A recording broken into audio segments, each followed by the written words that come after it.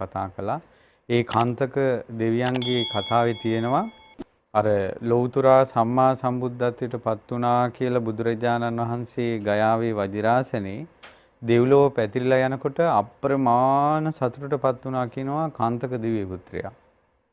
අය ඔහුනේ ඔසවාගෙන ගියේ මහා බෝධිසත්වයෝ අනෝමා ගඟෙන් එතරට පුදුම සන්තෝෂයකටපත් වුණා කියනවා සම්බුදු වුණා කියලා අහලා.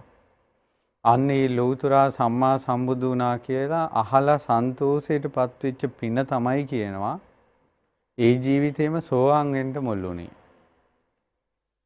ඒ ජීවිතේම සෝතාපන්න වෙන්න හේතු වුණේ ඒ පින කියනවා. ඒ විමානවත්වයක තියෙනවා. ඉතින් පින්වත්නි ඒ නිසා බුදුවරුන්ගේ සම්බුද්ධත්වය ගැන බුදුවරුන්ගේ අසිරිමත් ඥාන සමුදාය ගැන සන්තෝෂයටපත් වීම අපිට බොහෝ කාලයක් හිතසුව පිණිස පවතිනවා. අද අපි බලමු කුමක්ද අද අපිට ඉගෙන ගන්න තියෙන දිව්‍ය විමාන කියලා. අනේක වර්ණ දිව්‍ය විමාන කියලා තියෙනවා. මේ දිව්‍ය විමානේ හරි ආනුභාව සම්පන්නයි. ඒ වගේම බොහෝ සැප සම්පත් තිබෙන දිව්‍ය අප්සරාවන් පිරිවරාගත් ආනුභාව සම්පන්න මහා අධිපතිකම් දරන දිවි රාජ්‍යයක වාසය කරන්නේ. මුගලන් මහරහතන් වහන්සේ තමයි මේ දෙවියන්ගෙන් මේ ප්‍රශ්නේ ඇහුවේ. ඊට පස්සේ මුගලන් මහරහතන් වහන්සේ කුමක්ද ඔබ කරපු පින කියලා අහපු ප්‍රශ්නෙට ඒ දිව්‍ය රාජයා මේ විදිහට උත්තර දුන්නා. ස්වාමීනි මං ඉස්සර සුමේදනන් ශාස්ත්‍රූන් වහන්සේගේ ශ්‍රාවකෙක් වෙලා හිටියා. මම මාර්ගඵල අවබෝධ රහිත පෘථග්ජන කෙනෙක් වයි හිටියේ. මං 7 අවුරුද්දක් මහාන වෙලා හිටියා. ඒ අටලෝ දහමින් කම්පා නොවන සසර සැඩපහරින් ඈතර වුණ මාර්ග සෙනඟ ජයගත් ඒ සුමේද ශාස්ත්‍රූන් වහන්සේ පිරිනිවන් පාවදාලා.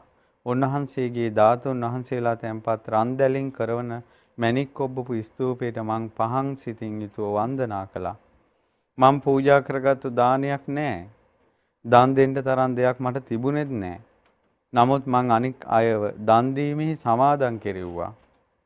පිදිය යුතු උතුමන්ගේ ධාතුන් වහන්සේලාට පූජා පවත්වන්න. එතකොට මෙලොවින් චුතව ස්වර්ගයේ උපදින්න පුළුවන්. මං කරගත්තේ ඒ පින්කම් විතරයි. ඒ පුණ්‍ය විපාකයෙන් තමයි මම මේ දිව්‍ය සැප විඳින්නේ. තවතිසා දෙව් පිරිස මැද මං සතුටු වෙනවා. ඒ පිනේ විපාක තවමත් අවසන් වුන්නේ. මෙයා මහාන වෙලා ඉඳලා තියෙන මේ දිව්‍ය රාජ්‍යයා සුමේද බුදුරජාණන් වහන්සේ කාලේ කල්ප 30000කට කලින්. ඊට පස්සේ අවුරුදු 7ක් තමයි හොඳට මහානකම කරගන්න ලැබිලා තියෙන්නේ. ඊට පස්සේ මෙයාට මේ විශාල මානසික වික්ෂිප්ත බවක් ඇවිල්ලා මෙයාට සිවුරු අරින්න සිද්ධ වෙලා. ඊට පස්සේ කවදාවත් සිවුරු ඇරපු ගැන මෙයා සතුටු වෙලා නැහැ. හැබැයි මෙයා සිවුරු ඇරපු දවසේ ඉඳලම එක දිගටම Taman රැක්ක සීලියක් තියෙනවා සීලිය අඩු කරලා නැහැ. බ්‍රහ්මචාරීවම ඉඳලා තියෙනවා. ඊට පස්සේ කළා තියෙන්නේ හිත සනසා ගන්න. ඇයි හිතට මේ සිවුරු ඇරපු එක ගැන මොහොතක්වත් ජීවිතේට දැන් හොඳයි කියලා හිතිලා නැහැ.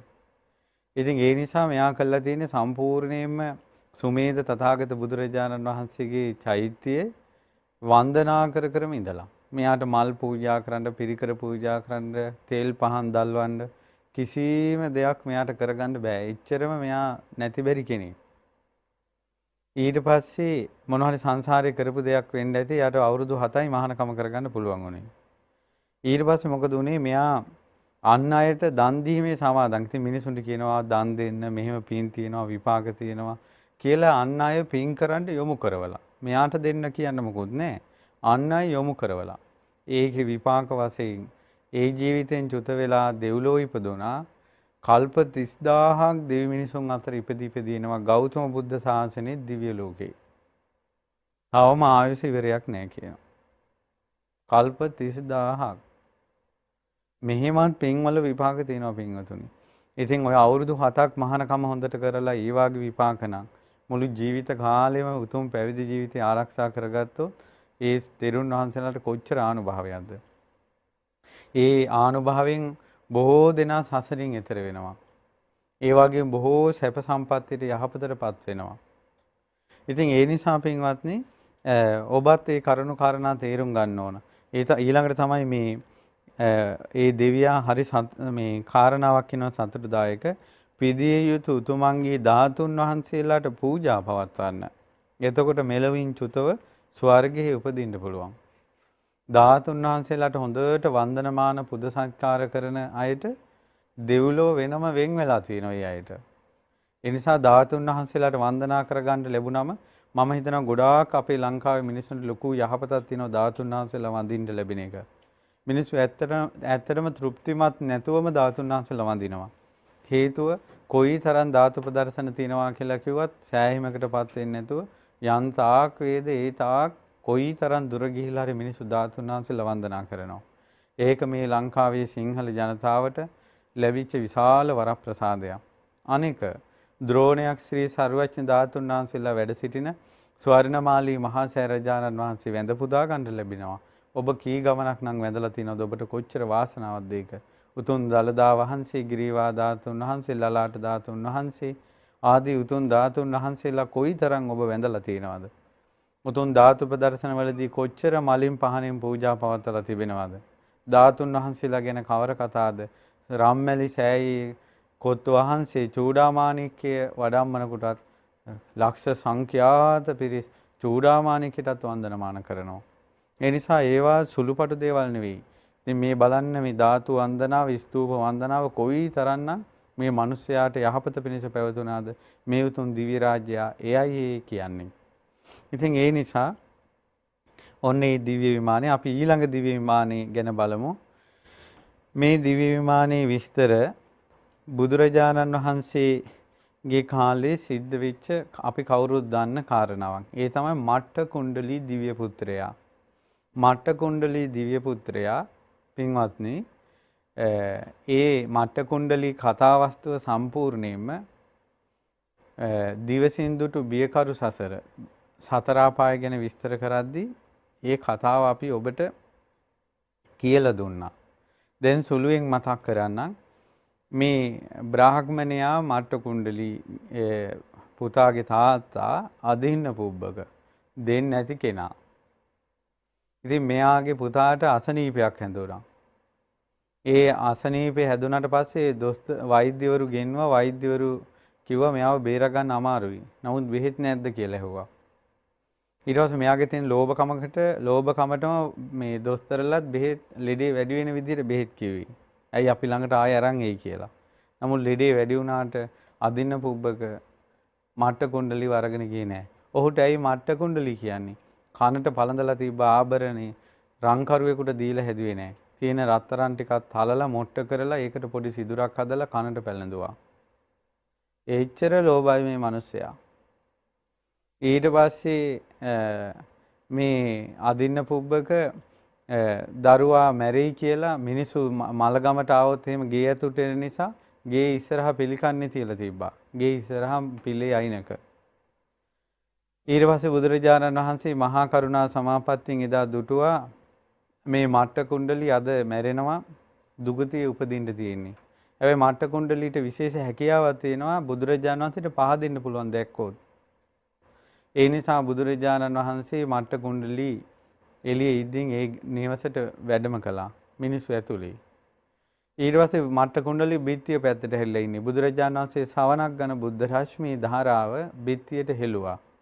ඒ බිත්තියේ දෙදුලන ඒ රශ්මි ධාරාව දැකලා කවුද මේ කියලා අමාරුවෙන් අනිත් පැත්ත බලනකොට දෙතිස් මහා පුරුෂ ලක්ෂණයන්ගෙන් හෙබි 80 යංජනයන්ගෙන් සුසැදි තථාගත සම්මා සම්බුදුරජාණන් වහන්සේ දිලෙන රම් පර්වතයක් වගේ දිලිසෙන රන් සිලුවක් වගේ ගිනි සිලුවක් වගේ බුදුරජාණන් වහන්සේ ආනුභව සම්පන්නව වැඩ සිටිනවා දුටුවා. උන්වහන්සේ ඉන්න දිශාවට සාදු කියලා වන්දනා කරගත්තා. බුදුරජාණන් වහන්සේ එහෙම වැඩම කළා. බුදුරජාණන් වහන්සේ නොපෙනී ගියේ යම් තැනකද එම් පස්සේ මේ මට්ට කුණ්ඩලී එතනින් මිය ගියා. මිය ගිහිලා මහා ආනුභව සම්පන්න විශාල සැප සම්පත් වලින් සුසැදි දිව්‍ය අප්සරාවන් ලක්ෂ ගණනක් පිරිවරාගත් දිව්‍ය විමානයක පහළ වුණා. ඊට පස්සේ ඒ අතරතුර දැන් මට්ට කුණ්ඩලී මැරුණාට පස්සේ අදින්න පුබ්බක බමුණ සෝහනට ගිහිල්ලා පුතා වලේ දාලා ඒ සෝහනේ පස් බදාගෙන අඬනවා. මට්ට කුණ්ඩලී අනේ නැගිටපන් මගේ පුතේ කියලා. එයාට ශෝකේ ගැහුවේ පුතා මැරුණාට පස්සේ. ඊට පස්සේ මේ මාට්ට කුණ්ඩලි දිව්‍ය පුත්‍රයා මේක දිවසින් දැක්කා. දැකලා කල්පනා කළා මේ මිනිස්සයා ඉන්න තාක්කල් බෙහෙතක්වත් දුන්නේ නැහැ. ඉච්චර ලෝභ කමින් හිටියා. දැන් පස් ටිකක් බදාගෙන අඬනවා. නමුත් පව් මේ මිනිස්සයාට මම මොකක් හරි පිළිසරණක් වෙන්න ඕන කියලා ඒ මාට්ට කුණ්ඩලීගේ ස්වභාවයම වෙස්මාරු කරගෙන මේ ආභරණ පළඳගෙන ඇවිල්ලා අර සෝනෙම යහපැත්තේ හයියෙන් අඬන්න ගත්තා ඉකිග ගහ. අනේ ඉර අනේ හඳ අනේ ඉර අනේ හඳ කිකි අඬනවා. ඊට පස්සේ අදින්න පුබ්බක දැන් අඬ කඳුළුනේ ආයෙ රූපයක් දිහා බලන්නත් විදියක් නැහැ. ළඟ කවුරු හරි පොඩි එකෙක් අඬනවා වගේ දැනුණා. ඉතින් තමන් සෝහන බදාගෙන අඬ ගන්න ගමන් මේ කවුද ඔය අඬන කෙනා? උඹ මොකද අඬන්නේ? ඊට පස්සේ කිව්වා අඬන්නේ උඹ මගේ දරුවා නැති ශෝකයෙන් මං අඬ ඉන්නේ. මගේ දරුවා නැති ශෝකේ මට දරුවා නැති වුණාට පස්සේ ලෝකෙ කිසි දෙයක් ඕනේ නැහැ. මං ගාව තියෙන සකල වස්තුව උඹට දෙන්නම්. උඹත් අඬන එක නතර කරපන් කියලා අර ළඟ ඉන්න කෙනාට කියනවා අදින්න පුබ්බක. ඊට පස්සේ කියනවා අනේ මම මේ අඬන්නේ මට කරත්තයක් රත්තරනින් හම්බුණා. එකට රෝද දෙකක් ඕන. අදින්න පුබ්බක කිව්වා මං එහෙනම් රත්තරණි මැණික් කොබ්බල රෝද දෙකක් උඹට හදලා දෙන්නම්. ඊට පස්සේ කිව්වා අනේ මට එපා. මට ඕනේ මගේ කරත්තෙට ඉරයි හඳයි දෙක තමයි රෝද දෙකට ඕනන්නේ. ඊට පස්සේ මට්ට කුණ්ඩලී අඬන එක නැවැත්තුවා. නවත්තලා කිව්වා "ඒ මෝඩයෝ. උඹ නම් මේ අඬලාම මැරිලා යනවා. උඹට කවදාවත් ඉර හඳ දෙක ගන්න පුළුවන්ද මිනිස්සුયો" කිව්වා. ඊට පස්සේ කිව්වා "එම්බා බ්‍රහ්මණය. ඉර හඳ දෙක අපිට ඇස් දෙකට පේනවා. ඒ පේන දෙක ඉල්ලයි මම මේ අඬන්නේ. ඔහේ මේ පුතා නැගිටපන් කියන්නේ දැන් මොකක්ද ඔහෙට පේන්නේ?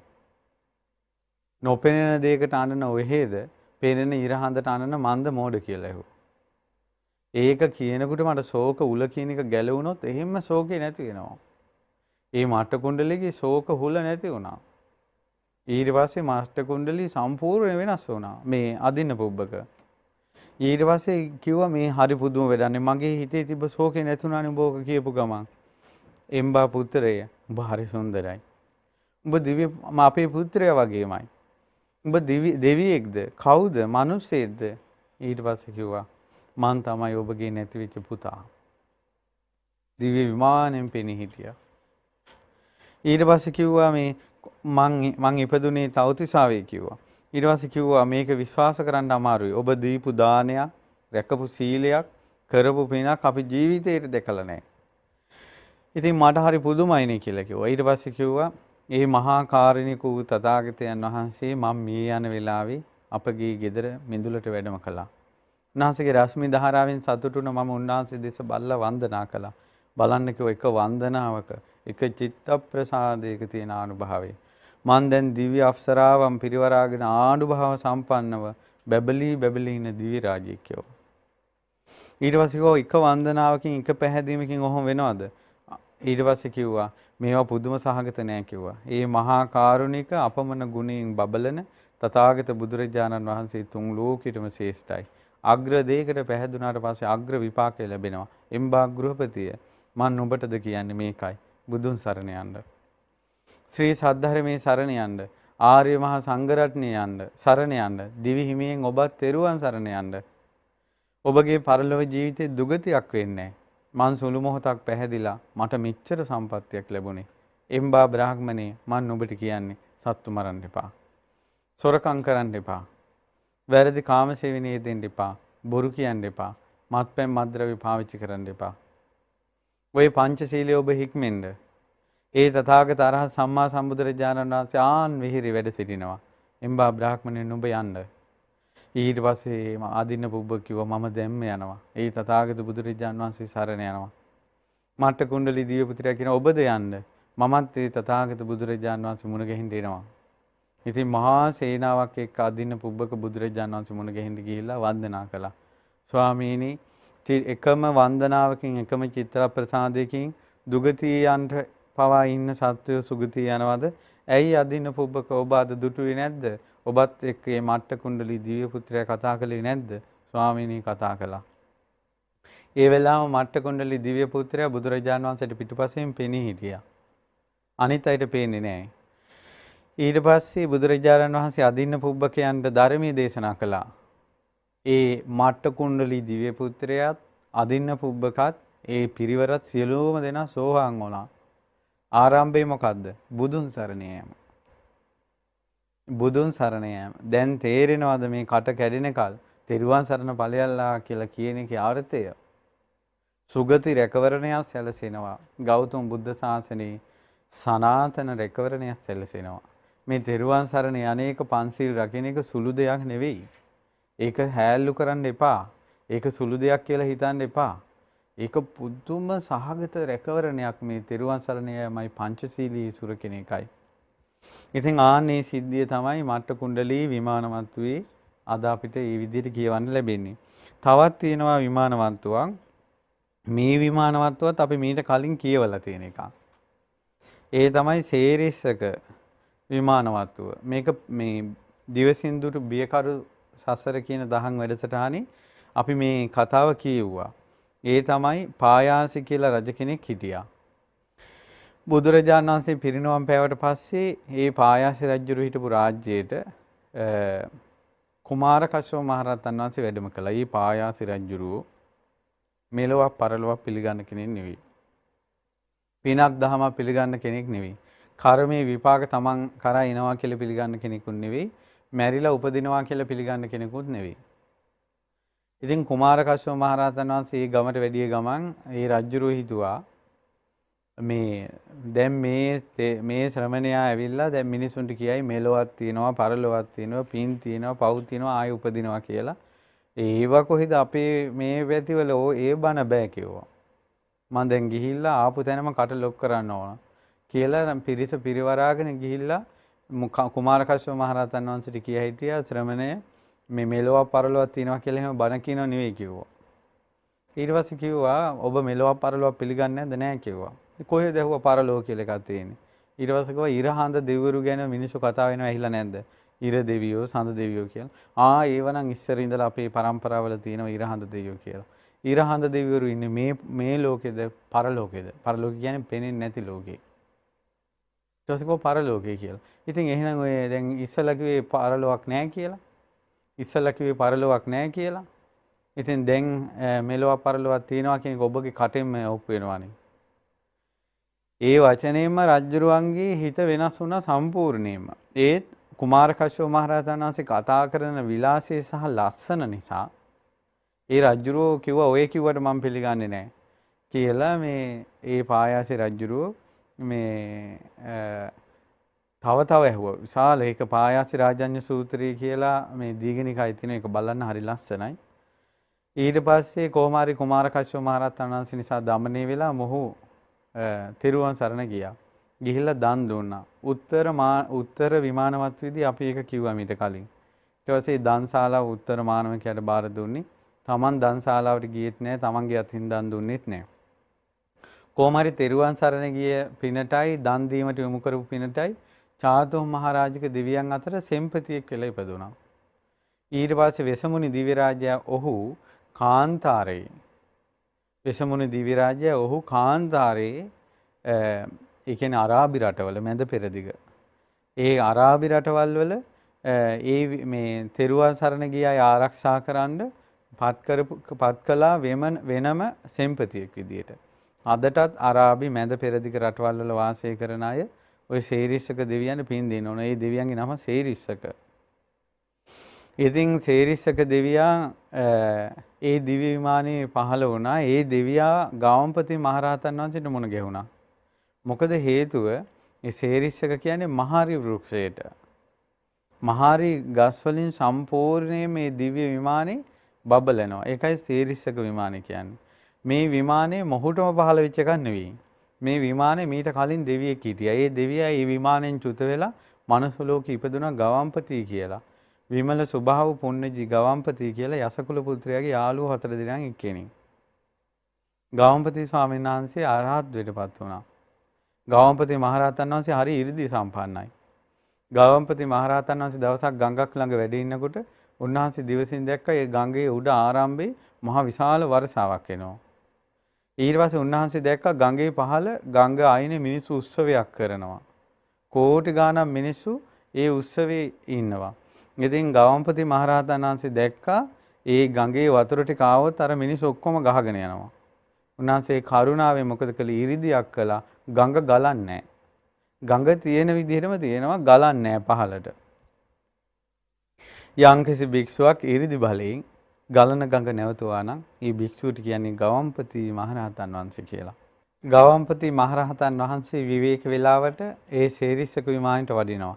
ඉතින් උන්වහන්සේ බුදුරජාණන් වහන්සේ පිරිනමන පෑවට පස්සේ මේ විමානයට යනකොට දුටුවා මේ දිව්‍ය රාජයෙක් පහළ වෙලා ඉන්නවා. ඔබ කවුද? මං අර පායාසි රජුරු. පින්දහම් කළේ නෑනේ. අනේ ස්වාමිනේ මිත්‍යා දෘෂ්ටියෙන් හිටියේ, නමුත් කුමාර කස්සප මහරහතන් වහන්සේ මාව බේරාගත්තා. ඊට පස්සේ තමයි කිව්වේ උත්තර මානවකයා දැන් ඉපදිලා ඉන්නේ තව්තිසාවේ, මම මේ චාතු මහරජෙක් ඉපදිලා ඉන්නේ. ඉතින් හැබැයි තව විස්තරයක් තියෙනවා. ගාමපති මහරහතන් වහන්සේ කලින් ජීවිතේ ඒ විමානේ පහළ වුණේ අතීතේ බුදුරජාණන් වහන්සේ නමක් පිණ්ඩපාතේ වඩිනකොට මම හිතේ පසේ බුදුරජාණන් වහන්සේ නමක් උන්වහන්සේට මේ මහරි ගස් වලින් මණ්ඩපයක් හදලා දීලා උන්වහන්සේ පිණ්ඩපාතේ ගිහිලාවට පස්සේ විවේකයෙන් ඉන්න මහරි ගහක් හදනවා ඉක්මනට හැදිලා හෙවණෙන්න. ඒ පින්බලයට තමයි මේ දිව්‍ය විමාන ලැබුණේ. දැන් බලන්න හෙවණට ගහක් හිටවීමේ පුණ්‍ය විපාකේ.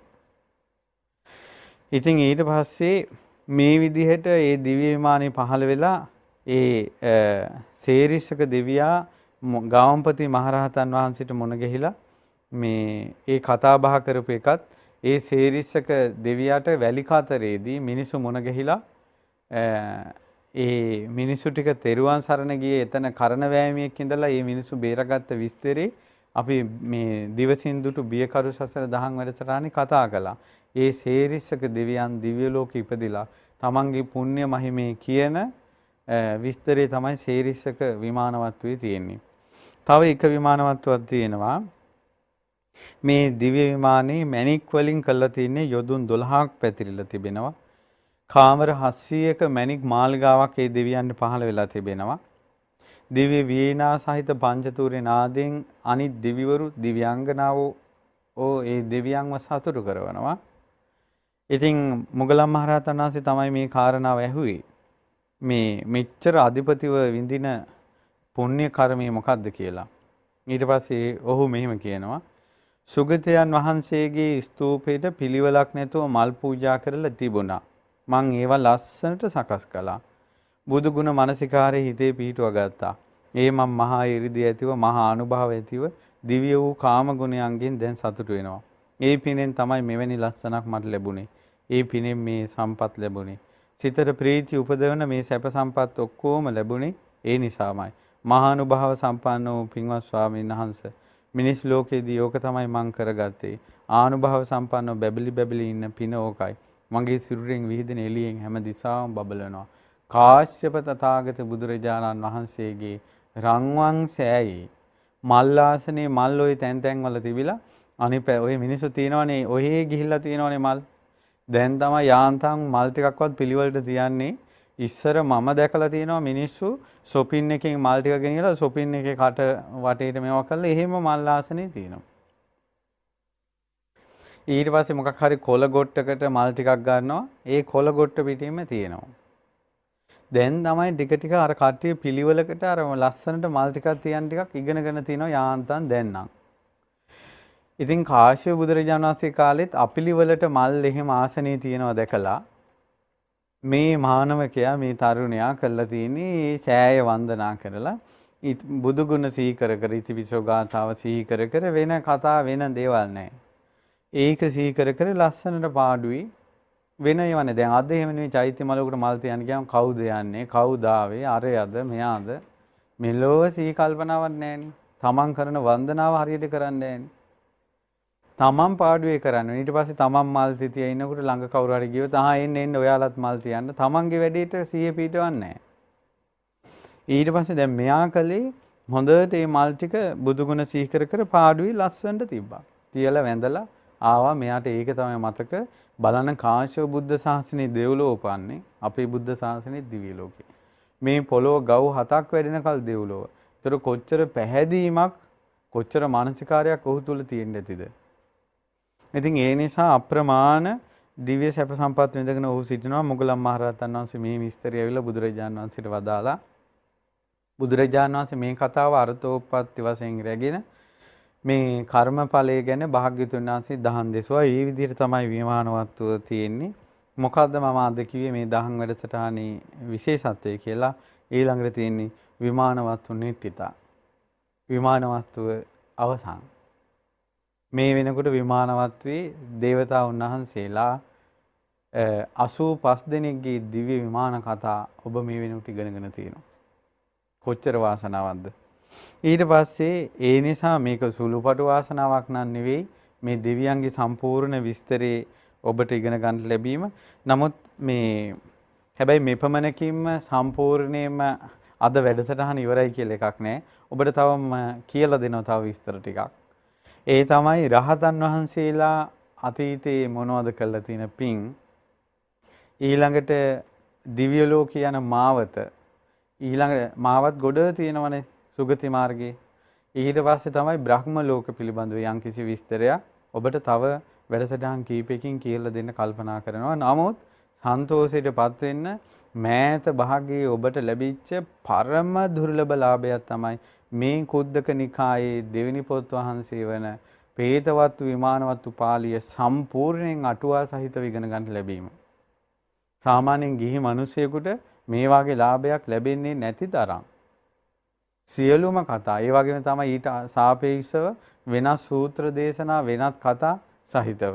ඊළඟ මම ඔබට විටින් විට මතක් කරනවා අද කාලේ දිව්‍ය ලෝකෙ ගිය අය ගැන අපි විස්තර කියන්නම් කියලා. පින්වතුනි අද කාලේ දිව්‍ය ලෝකේ ගිය අය ගැන කියනවා නම් සාමාන්‍යයෙන් අපි අහලා තියෙන විදිහට අපිට දිවසක් නැහැ. නමුත් අහලා තියෙන විදිහට අපි කියමුකෝ මිනිස්සු හෝ අපි දන්න මේ 1000ක් විතර මැරිලා තියෙනවා නම් ඒ අතරින් අපි අහලා තියෙනවා 5 දිනක් විතර වගේ දිව්‍ය ලෝකේ ගියේවා. අනිත් ගොඩාක් අය නාග ලෝකවල, යක්ෂ ලෝකවල, භූත ලෝකේ, പ്രേත ලෝකේ තමයි සමහර අය ගැන හාවකුවක් නැහැ. ඉතින් මේ හාවකුවක් කොයින් හොයාගන්නද? සමහරවිට නිරේද කියලා කවුද දන්නේ? මිනිස්සු සිතෙන් කයින් වචනෙන් කරන කර්මවල විපාක. ඊළඟට පින්වතුනි ඔය අද කාලේ විස්තර. නමුත් යම් අය දෙව්ලොව ගිය බව ඊළඟට සමහර අයගේ ඉෂ්ට දේවතාවෝ ඉන්නවා. අදටත් මිනිස්යන්ගේ ඉෂ්ට දේවතාවෝ ඉන්නවා. දෙව්ලොව ඉඳලා ඇවිල්ලා උන්ට උපකාර කරන ධර්මයට යොමු කරන අය. සමහර වෙලාවට ධර්මීය අහන්න ඒ දෙවරුම ඒ තමන්ගේ පවුල් වල යොමු කරපු කතා අපි අදත් අහලා තියෙනවා.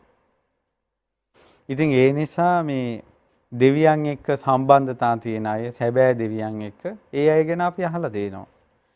ඊළඟට පින්වතුනි දෙව්ලොව ගිය අය ගැන වංශ කතාවල තියෙන විස්තර අපි ගත්තොත් එimhe සන්නාලිතිස්ස ඇඳුම් මහන්නේ ශරීරයේ දෙකට කරලා. ඒ කියන්නේ හම්බෙන භාගයෙන් ශරීරයේ එක කොටසකින් මව්පියන් පෝෂණය කරනවා, එක කොටසකින් තමන් පින්දහම් කරගන්නවා.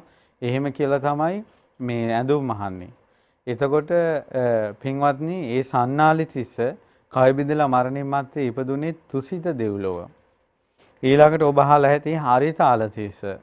හරිතාලතිස්ස පින්වතුනි දෙව්ලොව ඉපදුනා. එයා ඉස්ලාම කොළ වර්ගනේ දානෙට දුන්නේ දුප්පත් කෙනෙක්. ඊට පස්සේ ඔහු කොහොම හරි ගිහිල්ලා වෙළඳ ව්‍යාපාර කළා සංඝයා 100 ගණන් දාන දෙන්න පටන් ගත්තා. 100 ගානකට මුළු ජීවිතේම හම්බ කරන්නේ සංඝයාට දන් දෙන්න.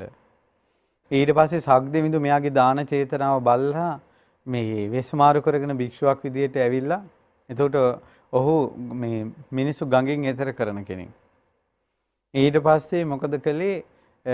දානේ වළඳලා ඇවිල්ලා ගඟෙන් මෙගොඩට ඇවිල්ලා කිව්වා අනේ මේ හරිතාලතිස්ස මගේ කුඩේ ගේන්න බැරුණා. ඊට පස්සේ ආයෙ අරයා ගිහිල්ලා කුඩේ අරන් එනවා.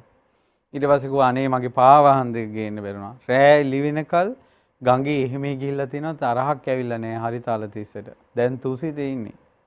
පින්වතුනි මේ පජ්ජුන්න දීතු දියණිය කියනවා පජ්ජුන්න දෙවියන්ගේ දියණිය යමෙක් මේ ආර්ය ධර්මයේ තුල සංසිඳීමයි ඉවසීමටයි පත් වෙලා තියෙනවා නම් ඒ අයගෙන් දෙව්ලොව පිරෙනවා කියලා. හරිතාලතිස්සට ඉවසීම තිබ්බා. සංසිඳීම තිබ්බා. රෑ ඉලි වෙනකල් අර ගඟෙන් එගොඩ මෙගොඩ අර හාමුදුරුවෝ ගෙනියනවා තරහ එන්නේ නැහැ. මතක තියාගන්න ඉවසීමයි සංසිඳීමයි තියෙන අය දෙව්ලොව උපදිනවා. ඒකනේ අර කැවුම් ගෙඩියක් පූජා කළා නෑන්දම්මා ගහලා මැරෙද්දී දෙව්ලොව ඉපදුනේ ඉවසුවා සංසිඳුණා. ආය ඇවිස්සුන්නේ නැහැ. තරහෙන් ඇවිස්සලා බනින්න ගත්තේ නැහැ. එතකොට හොඳට මතක තියාගන්න දෙව්ලොව යෑමේ පෙර නිමිත්තක් තමයි ඉවසීම තියෙනවා නම් සංසිඳෙනවා නම් වහා ඇවිස්සෙන්නේ නැහැ. ටිකක් দমনය වෙලා යා. හිතට ආපු පළියට කියන්නේ ඊළඟට දැක්ක පළියට කියන්නේ ඊළඟට කේලම් වලින් ඇවිස්සෙන්නේ ගොඩාක් ඉවසනවා. කාන්තාවන් එහෙම දෙව්ලොව යන්න ඉතාමත් පහසු එකක් තමයි ඉවසීමයි සංසිඳීමයි. කාන්තාවන්ට ගොඩාක් ඉවසන්න කරුණු යෙදෙනවා. ඒ ඉවසීම තියෙනවා නම් සංසිඳෙනවා නම් ඒ අයගෙන් දෙව්ලොව පිරෙනවා. ඒ අය මනුෂ්‍ය ශරීරය අත්හැරපු ගමන්ම දෙව්ලොව පිරෙනවා. ඒ නිසා ඉවසීමයි සංසිඳීමයි. දැන් සක්දෙවිඳු හරිතාල තිස්සගේ පරීක්ෂා කළේ ඉවසීමයි සංසිඳීමයි තියනවද කියලා. සක්දෙවිඳුටවත් හිතාගන්න බෑ හරිතාල තිස්සගේ ඉවසීමයි සංසිඳීමයි. හරිතාල තිස්ස කය බිඳලා මරණින් මත් ඉපදුනේ තුසිතේ. ලංකාවේ කී දෙනෙකුට නම් මැරෙන වෙලාවේ දිව්‍ය රථ ආකාශයේ පහළ වුණාද? මේ කරුණු දෙක හිතට ගොඩාක් ගන්න. දෙව්ලොව උපදින මූලික කාරණාවක් තමයි ඉවසීමයි සංසිඳීමයි. සමහරට ඔබ මැරෙන මොහොතක ඔබට ගොඩාක් වේදනාවල් ගොඩාක් දේවල් සිද්ධ වෙන්න පුළුවන් සමහර අයට. මතක තියාගන්න ඉවසන්න ගොඩාක් ඉවසන්න සංසිඳෙන්න. ඇවිස්සෙන්න එපා. අනේ ඇයි මට මෙහෙම වුනේ? අනේ දෙයියනේ කිය කෑ ගහන්න නැතුව සංසිඳෙන විදියට හදාගන්න. ඉවසීමයි සංසිඳීමයි කෙනෙක්ගේ ජීවිතේ පිහිටලා තියෙනවා නම් එයා අනිවාර්යයෙන් මැරුණට පස්සේ දෙව්ලොව තමයි උපදින්නේ. ඊට පස්සේ චුල්ලි උපාසිකාව ගොඩාක් සංඝෝපස්ථාන කරලා ඒ වගේම සද්ධාතිස්ස රජතුමා සාලි කුමාරයා ඊළඟට විහාර මහදේවී කාවන්තිස්ස රජුරෝ ওই සියලු දෙනා දෙව්ලොව ඉපදලා තියෙන්නේ. පරාක්‍රම බහු රජුරෝ ඊළඟට මේ විජය බහු රජුරෝ ඔය ගොඩාක් අය දෙව්ලොව ඉපදිලා තියෙන්නේ. අපේ රටේ රජවරුම කී දෙනෙක් දෙව්ලොව ඉපදිලා තියෙනවද? මේවා පිළිබඳව විස්තර ඉගෙන ගන්න පින්වතුනි ඔබ කියවන්න ඊතා පැරණි බණ කතා. ඉතින් අපගේ පින්වත් සහෝදර ස්වාමීන් වහන්සේ නමක් ඊතා පැරණි සිංහල බණ කතා ගැන යනවනේ දහම් වැඩසටහනක් ශ්‍රද්ධා රූප වාහිනී. ඒ දහම් වැඩසටහනෙමුත් ඉගෙන ගන්න පුළුවන්. ඒ වගේම අටුවාවල ඊතා පැරණි බණ කතා, ඒ වගේම සිහල වස්තුවේ, ඒ වගේම ඒ වගේ පොත් වහන්සේලා තුල තියෙනවා ගොඩාක් විස්තර. වංශ කතාවලත් තියෙනවා. කොහොම හරි දෙව්ලොව යන ප්‍රතිපදාව තමයි ඉවසීමත් සංසිඳීමත්. ඒ වගේම කාය සුචරිතයේ, වචී සුචරිතයේ, මනෝ සුචරිතය, ආර්ය උපවාද නොකිරීම, සම්මා දිට්ඨිය, සම්මා දිට්ඨික කර්ම සමාදන් වීම. මේවා තමයි දෙව්ලොව යන විස්තර. ඉතින් ඒ නිසා අපි කියලා දෙන්න කල්පනා කරනවා ඊළඟ දවසේ රහතන් වහන්සේලා කරපු පින් දහම් මොනවද? ඒ රහතන් වහන්සේලාගේ සංසාරේ නිවන පිණිස කොහොමද පුණ්‍ය ධර්ම රැස් කළා තියෙන්නේ කියලා ඔබට අමතර වැඩසටහනක් විදිහට අමතර දහම් කරුණක් විදිහට ඊළඟ දහම් වැඩසටහනේ කියලා දෙන්න කල්පනා කරනවා. නමුත් ඔබ ගොඩාක් සතුටු වෙන්න ඕන මේ වෙනකොට අද මේ මොහොත වෙනකොට සම්පූර්ණයෙන් പ്രേතවත්තු විමානවත්තු ඒ ත්‍රිපිටකයේ කුද්දක නිකායේ දෙවෙනි පොත් වහන්සේ අටුවා සහිතවම ඉගෙන ගන්නට ලැබීම ඔබගේ සසරටම අතිශයින් මහත් වූ භාග්‍යයක්සේ සලකන්න ඇත්තටම සිතාගත නොහැකි වාසනාවක් ඒක. අවසාන වශයෙන් කාරණාවක් කියලා දෙන්නම් අද දහම් වැඩසටහන අවසන් කරන්න කලින් බුදුරජාණන් වහන්සේ වදාලා ඕන යම්කිසි භික්ෂුවක් ඉන්නවා. ඒතර මේ භික්ෂුව ශ්‍රද්ධාවන්තයි, සීලවන්තයි, හොඳට දහම් දැනුම තියෙනවා, දන් දෙනවා, ත්‍යාගයි. ඊළඟට නුවණින් කල්පනා කරන කෙනෙක්, ප්‍රඥාවන්තයි. ශ්‍රද්ධා, සීල, ශ්‍රුත, ත්‍යාග, ප්‍රඥා. මේ කාරණා පහට කියනවා සීක බල. මේ කාරණාවෙන් යුතු භික්ෂුවට හිතෙනවා රජපෞල් තියෙනවා. ඒ රජපෞල් වල අපි මේ රජපෞල් වල සැප සම්පත් තියෙනවා, මටත් රජපෞල් ඉපදෙන්න නැත්තම් කියලා. ඉතින් බුදුරජාණන් වහන්සේ වදාලා මේ භික්ෂුව ඒක හිතලා ඒකේ හිත පිහිටුවාගෙන ඊට අනුවම හිත වැඩ කළා කය විඳලා මරණින් මත්තේ රජපෞලම ඉපදෙනවා. හේතුව මොකද? ඔහු ශ්‍රද්ධා, සීල, ශ්‍රුත, ත්‍යාග, ප්‍රඥා කියන ගුණධර්ම පහෙන් යුක්ත නිසා. ඒ සංස්කාරي ඒ විදිහටයි හැදුනේ. ඊළඟට යම්කිසි භික්ෂුවකට හිතෙනවා, භික්ෂුව කියනකොට ඔබ තේරුම් ගන්න ඔබ ගැන ශ්‍රද්ධා, සීල, ශ්‍රුත, ත්‍යාග, ප්‍රඥා වලින් යුක්ත කෙනෙකුට හිතෙනවා මට චාතුම් මහරජක දිව්‍ය ලෝකේ යන්න නැත්තම් එහෙ ඉන්නවා දතරාෂ්ට විරූඪ විරූපාක්ෂ වෛශ්‍රවණ කියලා සතරවරන් දෙවියෝ. ඒ දිව්‍ය ලෝකේ මට යන්න නැත්තම් කියලා යාට හිතෙනවා. ඒ සංස්කාරය හිතේ වැඩ කරනවා. ඒකෙම හිත පිහිටනවා. ශ්‍රද්ධා සීල ශ්‍රුත ත්‍යාග ප්‍රඥා කියන ගුණධර්ම පහෙන් යුක්ත නිසා එයා මරුණාට පස්සේ චාතුම් මහරජකේ උපදිනවා. කෙනෙකුට ඕන කෙනෙක් ඉන්නවා ශ්‍රද්ධා සීල ශ්‍රුත ත්‍යාග ප්‍රඥා කියන ගුණධර්ම පහෙන් යුක්තයි. එයාට කල්පනා වෙනවා මට සග්දෙවිඳුගේ ලෝකෙට යන්න නැත්තම් තවතිසාවි. ඒ තවතිසාවේ යන්න නැත්තම් කියලා එයා සිහි කරනකොට ඒකෙම හිත බැස ගන්නකොට ඒකේ හිත පිහිටවනකොට ඔන්න සංස්කාරය එයාට වැඩ කරනවා. එයාට කය බිඳලා මරණය මත් එයා ගිහිල්ලා සග්දෙවිඳුගේ ලෝකේ උපදිනවා. ඊළඟට තව කෙනෙක් ඉන්නවා. එයාට යාම ලෝකේ ඊළඟට තුසිතේ නිම්මාන රතියේ පරිනිම්මිත වසවර්තියේ එයාගේ හිත බැස ගන්නවා. තමන්ගේ චේතනාව වැඩ කරන එකත් එක්ක එහි උපදිනවා. හැබැයි මේ මූලික කාරණා පහ තියෙනවා නම් ඒ තමයි ශ්‍රද්ධා, සීල, ශ්‍රුත, ත්‍යාග, ප්‍රඥා. ශ්‍රද්ධාව කියන්නේ තුනුරුවන් ගැන තියෙන පැහැදීම, සීලය කියන්නේ භික්ෂුවක නම් දස සීලේ හෝ උපසම්පදා සීලේ, ගිහි කෙනෙකුගේ නම් පංච සීලේ. ඊට පස්සේ සද්ධා සීල ශ්‍රුත කියලා කියන්නේ දහන් දැනුමට, ඊළඟට ත්‍යාගය කියන්නේ දන් දෙන එකට, ප්‍රඥාව කියන්නේ නුවණින් විමසන එක. ඔහු මරණ සතිය ගැන මරණය ගැන සිහි කරනවා, අනිත්‍ය ගැන සිහි කරනවා. එහෙම ඉන්න කෙනෙක්ගේ හිත පිහිටියොත් එහෙම බ්‍රහ්ම ලෝකයක ඒ බ්‍රහ්ම ලෝකේ ඔහුගේ හිත වැඩ කරනවා. ඒ කියන්නේ එයා බ්‍රහ්ම ලෝකේ දැන් මෙයා බ්‍රහ්ම ලෝකේ පතනවා විතරක් නෙවෙයිනේ නුවණින් යුක්තයිනේ. ශ්‍රද්ධා සීල සුත ත්‍යාග ප්‍රඥා. නුවණ තියෙන නිසා ඒ බ්‍රහ්ම ලෝකෙට ඕන විදිහට එයාගේ හිතේ ධ්‍යාන වැඩ කරනවා. ඒ ධ්‍යානසිත වඩලා ඕනම කෙනෙක් දන්නවා ප්‍රඥාව තියෙන කෙනෙක් දන්නවා ඒ සද්ධාන් සීල සුත ත්‍යාග ප්‍රඥා. ප්‍රඥා තියෙන අය දන්නවා බ්‍රහ්ම ලෝකේ උපදින්නේ බ්‍රහ්ම විහාරය තුළ මනාව හිත පිහිටීම. හිතේ සමාධි ධ්‍යාන තුළ හිත පිහිටීම. මේවා තමයි උපකාරී වෙන්නේ බ්‍රහ්ම ලෝකයේ ගමනට. ඉතින් අර එයාගේ හිතේ ප්‍රාර්ථනාවක් තියෙන නිසා හිතත් ඒ විදිහට වැඩ කරන නිසා එයාගේ හිත බ්‍රහ්ම ලෝකෙට හැදෙනවා. ඉතින් බුදුරජාණන් වහන්සේ වදාලා යම් කිසි කෙනෙක් ශ්‍රද්ධා සීල සුත ත්‍යාග ප්‍රඥා කියන ගුණධර්ම තුල පිහිටලා එයාට මාර්ගඵල ගැන නැවත නැවත හිතලා මාර්ගඵල කෙරෙහි හිත පිහිටෙව්වොත් ඔහුට මාර්ගඵල අවබෝධ කරන්න පුළුවන් කියනවා. සෝතාපන්න සකදාගාමි අනාගාමි අරහත් මාර්ගඵල දියුණු කරන්න පුළුවන් කියන. ඒකට බලන්න ශ්‍රද්ධාව කියන එක සුළු දෙයක්ද? රකින්න සීලේ සුළු දෙයක්ද? දහන් දැනුම තියෙන එක සුළු දෙයක්ද? දන් දෙන එක සුළු දෙයක්ද?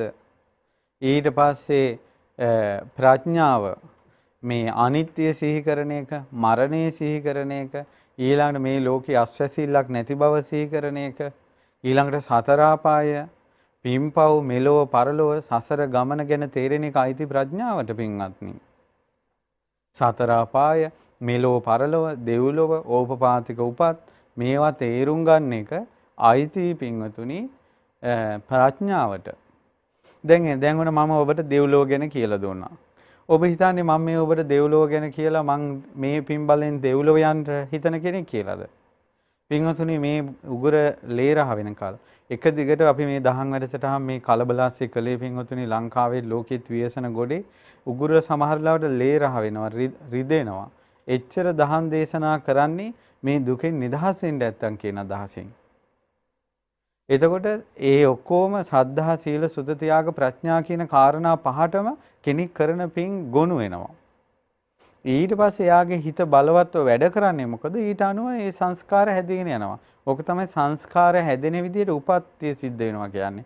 සංඛාරූපපත්ති සූත්‍රය කියලා මජ්ක්‍ධිම නිකායේ සූත්‍ර දේශනාවක් තියෙනවා. ඒ දේශනාවෙන් ওই කාරණා තේරුම් ගන්න. ඉතින් බුදුරජාන් වහන්සේ වදාලා පින්තුණි ඔබට මේ පින්කම් ගැන මේ දිව්‍ය ලෝක ගැන කියනකොට ඔබටත් හිතෙනවා අනේ ওই පින් මාත් කරලා තියෙනවනේ. මාත් කරලා තියෙනවනේ කියලා. ඒකට ඔබගේ හිත සද්ධා සීල සුත ත්‍යාග ප්‍රඥා කියන ගුණධර්ම වල ඔබගේ හිත යම් විදියකට තියෙනවා නම් ඒ වගේම දැන් කියපු සූත්‍ර දේශනාව අනුව ඔබටත් හිතෙනවා නම් ඒ බුද්ධ වචනේ ඔබ පිළිගන්නවා නම් දෙව්ලොව උපදින්නේ සද්ධා සීල සුත ත්‍යාග ප්‍රඥා ගුණධර්ම නිසා කියලා. බුදුරජාන් වහන්සේ වදාළ ඕක භාවනාවක් කරගන්න පුළුවන්. ඕකම භාවනා අරමුණක් විදියට වඩන්න පුළුවන් කියලා බුදුරජාණන් වහන්සේ වදාලා. කොහොමද? එයා විවේකයෙන් කල්පනා කරනවා චාතුම් මහරජික දෙවියන්ගේ ලෝකේ චාතුම් මහරජික දෙවියෝ උපදින්නේ ශ්‍රද්ධා සීල සුත ත්‍යාග ප්‍රඥා කියන ගුණධර්ම මූල් කරගෙන නම් ඒවා මා තුලත් තියෙනවනේ. කියන්නේ දෙවියෙක් වෙන්න ඕන ගුණධර්ම මා තුළ තියෙනවනේ. මිනිස්සෙක් වෙලාම. එය මාහට කොයිතරම් යහපතක්ද භාග්‍යයක්. එය මට මානා ලැබීමක් යහපතක් කියලා හිතලා සතුට වෙනවා. ඊට පස්සේ තාවතිංස දෙවියෝගේ ලෝකේ උපදින්නේ සද්ධා සීල සුත ත්‍යාග ප්‍රඥා මුල් වෙලා නම් මා තුලත් ඒ තියෙනවනේ කියලා සිහි කරනවා. සිහි කරලා ඒක කොච්චර ලාභයක්ද කියලා සිහි කරනවා.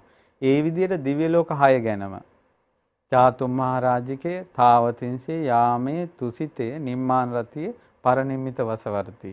ඒතර මේ දිව්‍ය ලෝක 6 ගැනම හිතනවා මේ මට යන්න තියෙන මේ ඒ දිව්‍ය ලෝකවල ඒ දිව්‍යෝ ඉපදුනේ සද්ධා සීල සුත ත්‍යාග ප්‍රඥා මුල් වෙලා. මා තුලත් සද්ධාව තියෙනවා. මා තුලත් සීලය තියෙනවා. මා තුලත් ත්‍යාගය තියෙනවා. මා තුලත් ප්‍රඥාව තියෙනවා, සුතේ තියෙනවා, ප්‍රඥාව තියෙනවා. ඒ නිසා මට ඒක කොයිතරම් ලාභයක්ද? මට ඒ තරම් කොයිතරම් ලාභයක්ද කියලා හිත හිතා ඉන්නකොට බුදුරජාණන් වහන්සේ වදාලා ඒකට තමයි දේවතානුස්සති භාවනාව කියන්නේ. බුදු කෙනෙක් වදාළේ මේ භාවනාව. උතුරා සම්මා සම්බුදුරජාණන් වහන්සේ මේ භාවනාව වදාළේ. එහෙම ඉන්නකොට එයාගේ හිත ඒකෙම එකඟ වෙනවා. එකඟ වෙලා සමහර කෙනෙකුට ඒක හොඳට මනසිකාර කරගන්න ලැබුණොත් හිත ධ්‍යාන මට්ටමටපත් වෙනවා.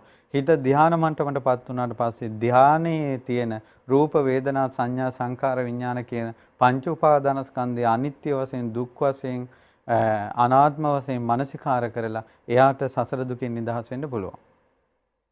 ඒ නිසා මේ සද්ධා සීල සුත ත්‍යාග ප්‍රඥා කියන ගුණධර්ම කියන ඒවා පින්වතුනි ලෝකෝත්තරයි.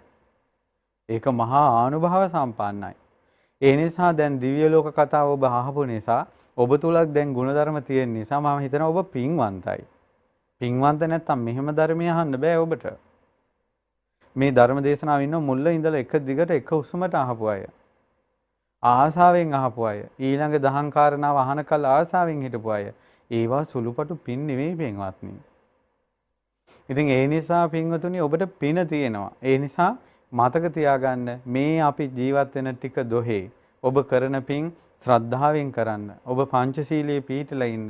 හොඳට ධර්මය අහන්න, දන් දෙන්න. ඊළඟට ඔබ අනිත්‍ය, මරණ සතිය ඒ වාගේ කරුණු සිහි කරන්න. මේ දහම් කරුණු නුවණින් තේරුම් ගන්න. ඒක ප්‍රඥා සම්පත්තියටයි. ශ්‍රද්ධා, සීල, සුත, ත්‍යාග, ප්‍රඥා කියන ගුණධර්ම දෙව්ලොවේ මාවතයි. ඒ වගේම තමයි අමා මහ නිවන පිණිස සේක පුද්ගලයාව බලගන්නවල ගෙනියන්නේ සද්ධා සීල සුත ත්‍යාග ප්‍රඥා කියන ගුණධර්ම පහ.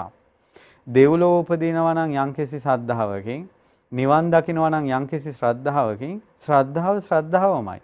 ඒ ශ්‍රද්ධාවේ මට්ටම අනුවයි ඔහු දෙව්ලොව යනවද, බ්‍රහ්ම ලෝකේ යනවද, ඔහු නිවන් දකින්නවද කියන එක තීරණය වෙන්නේ ඒ ශ්‍රද්ධාවේ මට්ටම අනුවයි. එතකොට අපිට ඕනන්නේ ශ්‍රද්ධාව හොඳට දියුණු කරගන්නයි. එතකොට අපේ මට්ටමට ආ යුතු යත්තැනට යනවා. සීලයත් ඒ වගේ තමයි. බුදුරජාන් වහන්සේ වදාලා පදේශකාරං පදේශකාරී ආරාධෙහිති. සිල් කොටසයි නම් රැකින්නේ මාර්ගඵලත් කොටසයි. පරිපූර්ණකාරී පරිපූර්ණකාරං. පූර්ණව සිල්පද රැකෙනවා නම් මාර්ගඵලත් සම්පූර්ණ වෙනවා කිව්වා. එතන එහෙනම් සීලේ මට්ටම අනුවයි දෙව්ලෝ යනවද, බඹලෝ යනවද, නිවන් දකින්නවද කියන එක තීරණය වෙන්නේ.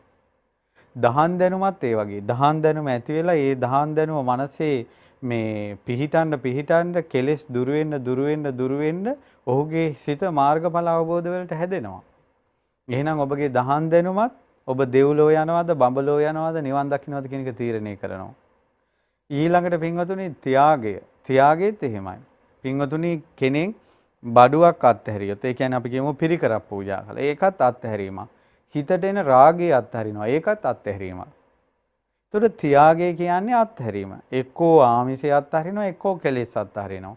එතකොට මේ අත්හැරීමේ මට්ටම අනුව ඔබ දෙව්ලෝ යනවද, බඹලෝ යනවද, මාර්ගඵල ලබනවද කියන එක තීරණය වෙනවා. ප්‍රඥාව. පින්වතුනි ප්‍රඥාව කියන්නේ පින්පව විශ්වාස කරන එකත් ප්‍රඥාව. ඊළඟට රූප වේදනා සංඥා සංඛාර කියන පංච උපාදාන රූප වේදනා සංඥා සංඛාර විඥාන කියන පංච උපාදානස්කන්ධයේ උදයව්‍ය.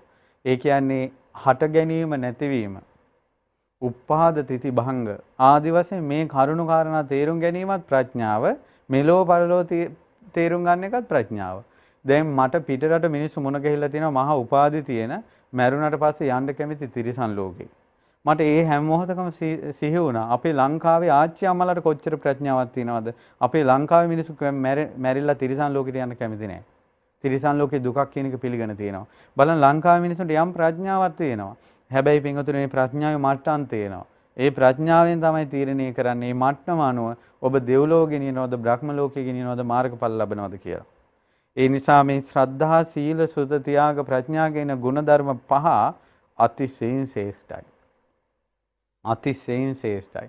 දැන් මම ওই ටික කියනකොට ඔබට හිතුන්නේ නැද්ද පහුගිය කාලේ හැම දේශනාවකින්ම තිසරණිය ගැන සීලය ගැන සද්ධා සීල සුත ත්‍යාග ප්‍රඥා කියන සේක බල ගැන කොච්චර කියලා දුන්නාද? මරණය ගැන කොච්චර කියලා දුන්නාද? අනිත්‍ය ගැන කොච්චර කියලා දුන්නාද? පින්වතුනි ඉරහඳසේ ප්‍රකටයි මේ මහමෙවුනාවෙන් තථාගත ශ්‍රී සද්ධර්මයේ මනවින් දේශනා කළ බව. ඒකේ නම් කිසිම දෝෂයක් පේන්නේ නැහැ. බුදුරජාණන් වහන්සේ වදාළ ධර්මයේ මනවින් ඉරසඳසේ ප්‍රකට කළා දේශනා කළා. විවර කළා. මේ උතුම් ශ්‍රී සද්ධර්මයේ ඕන කෙනෙකුට ත්‍රිපිටකය බලන්න පුළුවන් විදිහට හංගලා නැහැ සූත්‍ර. ඔබගේ මට්ටමට ඔබගේ නුවණ අනුව ඔබට තේරෙන විදිහ අනුව ඔබ ඒ ධර්මයේ ගන්නවා. එකම සූත්‍රය හල එක්කෙනෙක් සෝවාන් වෙනවා, එක්කෙනෙක් සකදාගාමී වෙනවා, එක්කෙනෙක් අනාගාමී වෙනවා, එක්කෙනෙක් රහත් වෙනවා. හැබැයි එකම දේශනාව. ඇයි එකම දේශනාව අනුව හතර දෙනා මාර්ගඵල හතරක් ලැබුවේ? ඔහුගේ ප්‍රඥාව. ඒ නිසා මේ කරුණු කාරණා තේරුම් ගන්න. ඉතින් මේ දේශනාව අහලා එක්කෙනෙක් පහදිනවා, එක්කෙනෙක් බයිනවා, එක්කෙනෙක් තොරතුරු හොයනවා. ඒ වගේ එක එක්කෙනා ඉන්නවා. ඒවා අපිට අදාළ නැහැ. ඒ කෙනාගේ නුවණ අනුව ඒක කරන්න එක. ඉතින් ඒ නිසා එක හිතින් සිත ප්‍රාර්ථනා කරනවා. ඔබ හරි වාසනාවන්තයි, වාග්ය සම්පන්නයි. අද වෙනකොට ඔබ සම්පූර්ණ පේතවත් විමානවත් සම්පූර්ණ ඉගෙනගෙන අවසන්. අපි ඊළඟ දවසේ ඉගෙන ගන්නවා රහතන් වහන්සේලා සංසාරයේ කරපු පින්කම්. ඒ පින්කම් ගැන අහලා හිත පහදවා ගන්න, සතුටෙන් කැමැත්තෙන් වාසය කරන්න ඔබ සියලු දෙනාට තෙරුවන් සරණයි. ඉතින් අද දවසේ මේ උතුම් ධර්ම දේශනාව සඳහා